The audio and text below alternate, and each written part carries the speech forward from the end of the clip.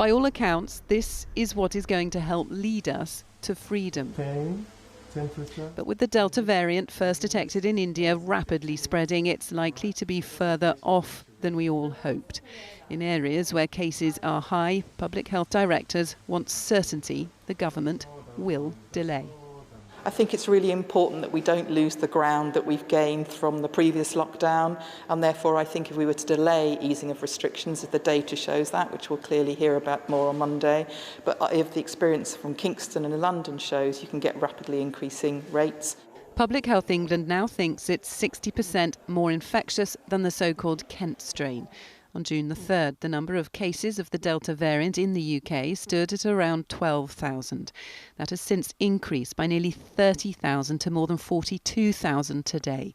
PHE estimates infections are doubling every 4.5 to 11.5 days, which means a week from now there could be more than 85,000 cases.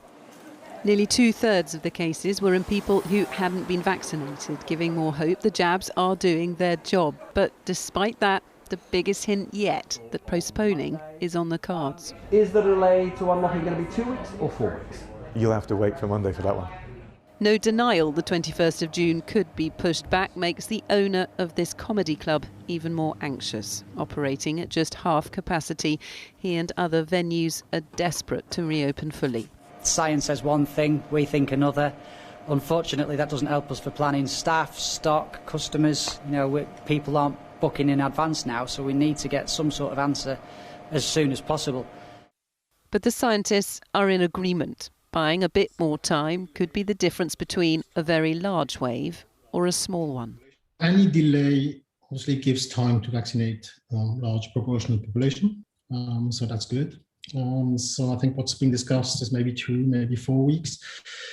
One difficulty is not to delay too much. So your best guess is perhaps a 2-week delay? Optimistically, I would predict a 2-week delay should be enough.